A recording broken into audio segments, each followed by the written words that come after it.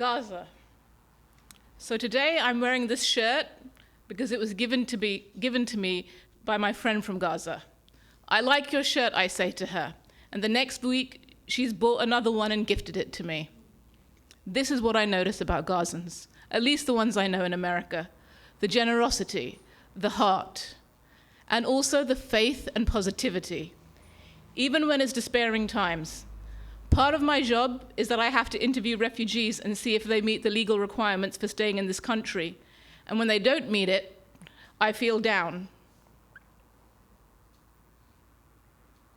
It can make me feel down. And my friend says to me, if she sees my face looking downcast, "Come on, yes, it's hard. I've cried too. But you don't know what's coming next. You don't know what's happening next in their life and in their story. You don't know the next person you'll see. You don't know what's going to happen before you see them. It'll be good. You'll see. Just keep going. Be positive." And that's what she's like with me. She embraces not just the joys, but the sorrows too. And this is what I've noticed about surviving and even thriving in these unprecedentedly difficult times. We've got to embrace it all. We have to keep our eyes and our hearts open to everything, the good and the bad. I come from a Sufi background. I only learned about my Sufi heritage when I turned 22. I'd almost died in a horrific car crash, and the fact that I was still alive shocked me. I became this obsessive spiritual seeker. I went from being born as a Muslim, which I held onto for a long time, then an agnostic, next an atheist, then I fell in love with Taoism, got very much into Buddhism, I am a Vipassana meditator, then Hinduism, I super love Hinduism, and I love yoga too. Through all this, I'm still an adherent of the Abrahamic paths. I am and was all of them. I was probably always a bit Christian because I lived in England and we had to go to chapel every week at school. And Judaism I always loved because I lived in northeast London, and if you don't have Jewish friends, then simply you don't have friends. It's multicultural. And I loved Judaism because it was the first of the Abrahamic faiths, the root. It intrigued me. And in all my searching, no one in my family, not my parents nor my grandparents, told me anything about the spiritual lineage that I came from. But after my car accident and surviving this near-death experience, I was talking to a distantly related uncle who I noticed who noticed I had this new and urgent spiritual thirst, and he told me about my family's lineage. And when I asked my grandparents, that's when I found out about it. I come from a family of Islamic mystics, of Sufis, and my questioning finally made sense. Things clicked for me. My views sometimes confuse people, and so I quote Walt Whitman, "Do I contradict myself? Very well, I contradict myself. I am large, I contain multitudes." So basically, I found a home in Sufism, and perhaps the big part of Sufi identity is not attaching oneself to an identity at all. It's best described as the path of the mystic, and more specifically, the path of the heart. And this is why I want to talk about embracing the sorrows as well as the joys. The Sufis say there are many ways to polish the heart.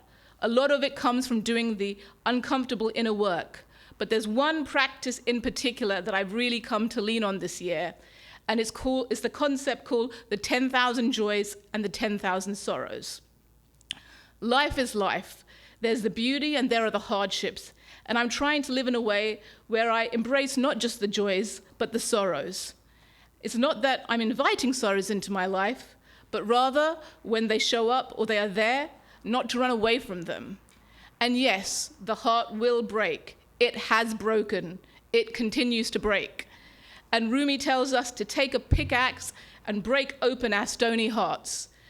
And I know this to be true because the first time I ever sat with the Sufis, it was as if I was having a heart attack, like a birdcage rattling inside me.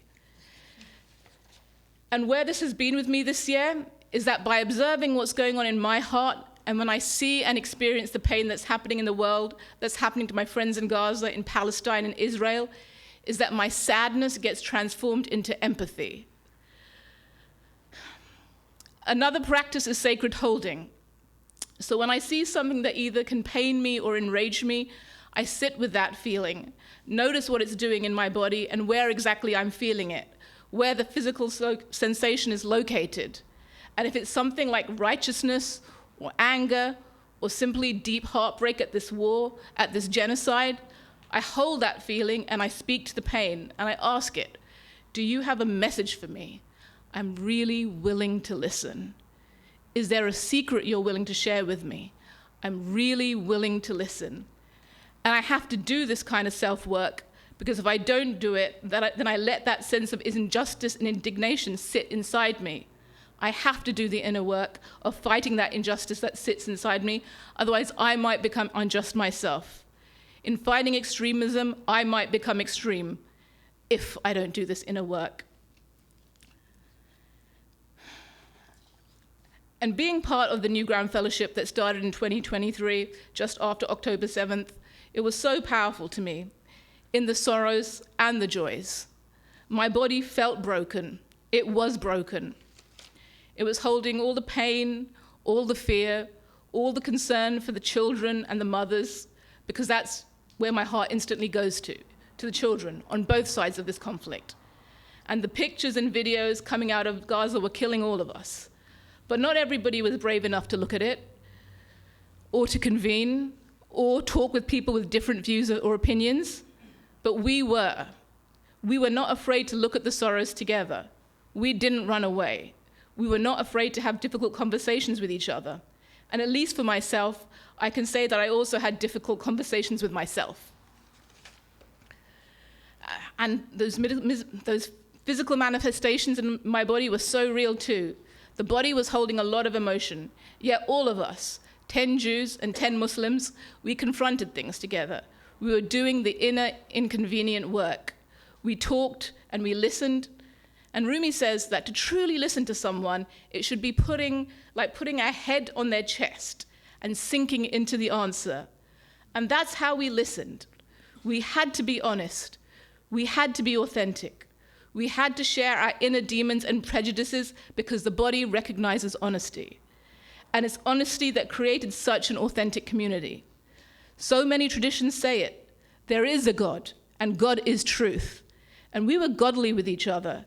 I think it was the only way we were able to get through the atrocities together. And it feels like it's the only way now too. I don't know about the rest of you, but I genuinely pray for these world leaders, the presidents and prime ministers, so that they can heal something in themselves and give us the peace that people desire so much. Thank you. Free Palestine!